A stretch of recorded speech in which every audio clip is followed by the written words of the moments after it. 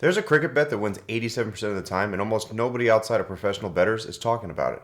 It's not the match winner, it's not a player prop, it's the simplest, most boring bet on the entire cricket board. And my tracker shows it's one of the most consistent moneymakers across any sport that I bet on. I'm going to show you exactly how to find it, the 4-step system, and the actual website that you need to pull this off in seconds. So let's get into it. The bet is over 250.5 total runs in a T20 cricket match. That means both teams combined first innings totals needs to add up to 251 or more runs across the full 20 overs each. The two teams just need to score 251 runs combined to cash this ticket.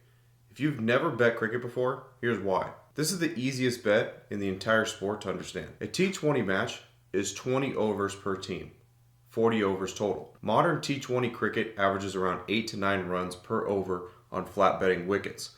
Do the math. 40 overs at 8 runs per over is 320 runs.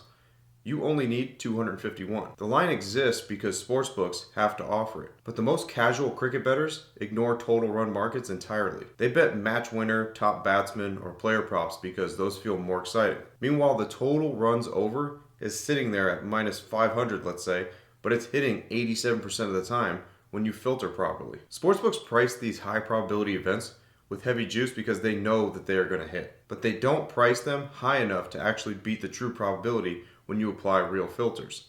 That gap is where our edge lives. 3 things make this bet mathematically sound. First, T20 cricket is built for scoring. The format itself rewards aggression.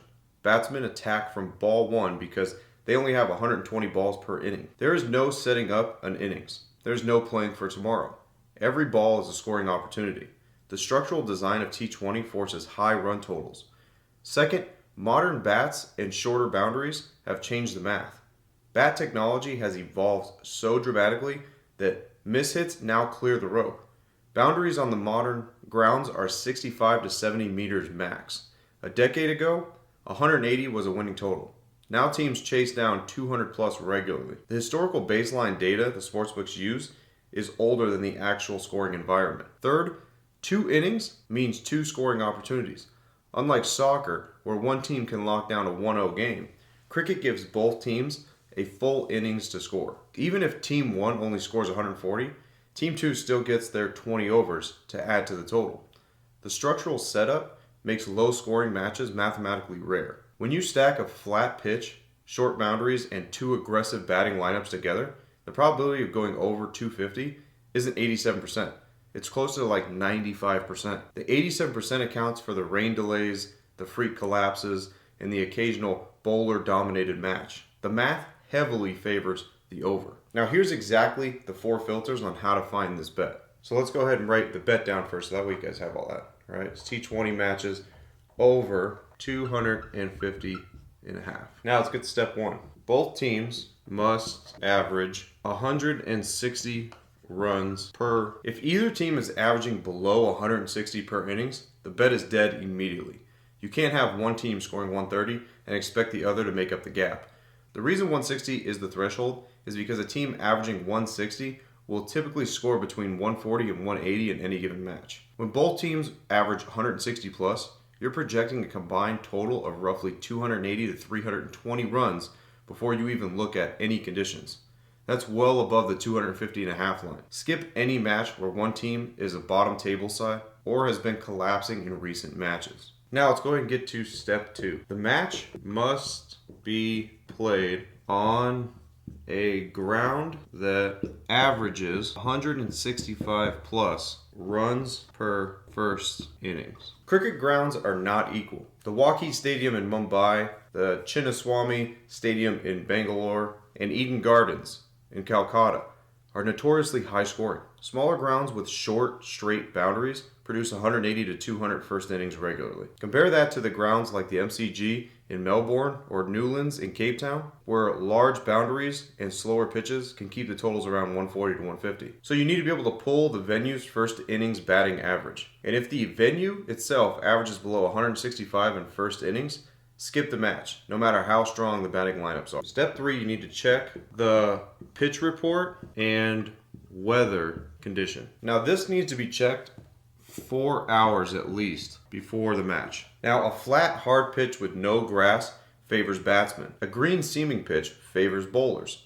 Hot, dry conditions favor batting. Overcast skies with humidity favor swing bowling. You're looking for confirmation that the pitch is a batting deck and the weather isn't going to favor the bowlers. Pitch reports come out from the broadcasters 2 to 4 hours before play. If the pitch is reported as too paced, slow, or assisting bowlers, skip the match. If significant rain is forecasted, that could cause overs to be reduced, so you skip the match as well. Reduced overs through Duckworth-Lewis calculations destroy total run bets because the line gets adjusted, but you're still locked in to the original number. Now let's go ahead and get to step 4. So after your first 3 filters are able to pass and you find the bet for the over 250.5, you have to make sure that your odds are minus 500 or better. Because at minus 500, the implied probability is going to be 83%. Your true probability when all 3 filters above are clean is literally 87% plus. It's going to give you anywhere between 4 to 7% of a plus edge. Now you can find this line across DraftKings, FanDuel, Bet365, Bovada, BetOnline. The cricket market is less efficient than mainstream US sports. So the same line can vary by 50 to 100 points in odds across those books. Always take the best number available. If you can't find the line at minus 500 or better, the edge isn't there. Just wait for another match. Now to make this super simple, you could literally take all 4 of these steps and you could just implement them right into my Linemaker AI, and you can get the answer for this in literally 5 to 10 seconds. So instead of spending hours upon hours researching and going to different websites, all you have to do is go to one, which is my app, the Linemaker.ai. Put in your steps and then the answer will literally be spit out for you.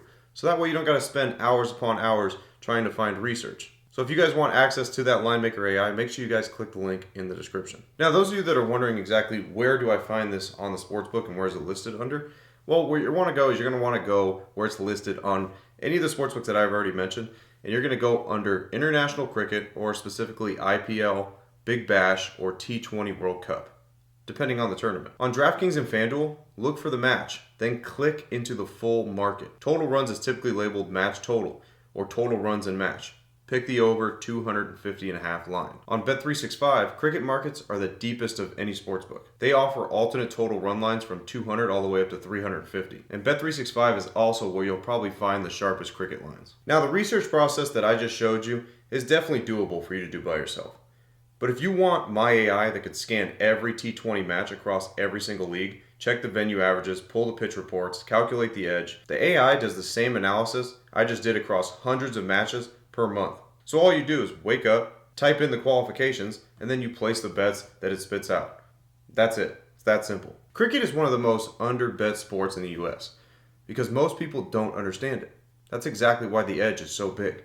The sportsbooks know their lines aren't perfect on cricket. The sharp money has the market mostly to itself. Most American bettors don't even know cricket markets exist. This is the same opportunity that existed in soccer 5 years ago before it got mainstream. Get in now while the lines are still soft. If this video has helped you, make sure you guys drop a comment letting me know what tournament you're watching this season. I read every comment, so make sure you subscribe to the channel as well. So that way YouTube could show you the next strategy video that can help you win. And again, if you want the AI that does all the work for you, make sure you guys click the link in the description. As always, I'm Frank with Linemaker Sports. I'll see you guys in the next video. Till then, I'm out.